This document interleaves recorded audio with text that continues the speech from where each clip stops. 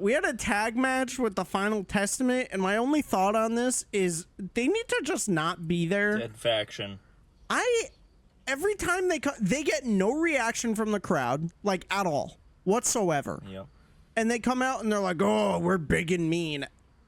They're not good. They're not good. They're a dead faction.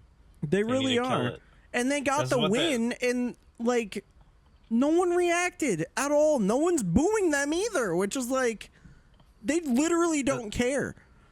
The second Karrion Kross went to main roster, his career ended. Yeah. Like, he's not where he used to be, and they decided that sticking people with him would be their best move. Yeah. And that clearly was not the right decision. They put Paul Ellering in there, and they were like, it's Paul Ellering! Now they're a good faction. Yeah. Paul Ellering hasn't been around since, like, the 80s. So half the modern fan base are going to be like, who the fuck's Paul Ellering? Like, kids don't know who Paul Ellering is. It's just some random bald guy. And, like, it's fine and good, and then AOP comes back, and then they try to stick them on there. It's just, like, not... Yeah.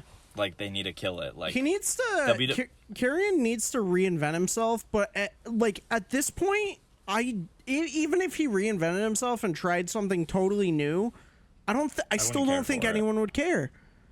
Yeah, I just don't know if he is built for the WWE, like, mold. Yeah. Like, I don't know. Again, his NXT run was great. Like, that was, like, what defined the pandemic era of NXT. He was a good champion, and he had a lot of good matches, and he just, like, nobody could stop him. Yeah. And then main roster, they gave him hair. They fucking put some wacky-ass gear on him. Remember when he had his fucking BDSM mask or whatever? Yeah, that's what I'm talking about. Like, they just, like... And that, like, they seem to do better about it now. Like, not, killing new, like, main roster call-ups. They're, like, better about it now, it seems. Right. But they just, like... If you were going to main roster... Like, do you remember hearing about the plan they had for Adam Cole? Yes. And how they were going to shave his head, and he was going to be Keith Lee, Bearcat Keith Lee's manager. Yeah. I mean, that's like... that's like, obviously why do they a have problem to reinvent of... them? That's like a problem of the Vince era, obviously, because he had this, like, vision, and it was so completely different from, like, Triple H and Shawn Michaels. Like, their visions for the characters, and they're kind of just letting the characters be their characters and do whatever.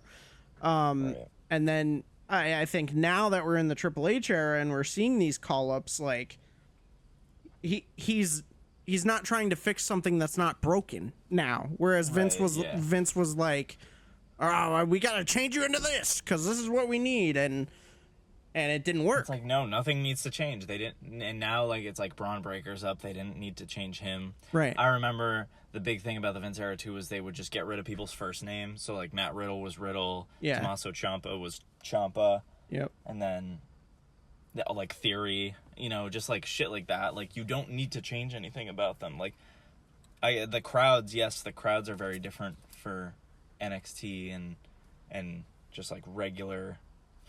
WWE, but it's like, yeah, we're fine. It's okay. Like, chill.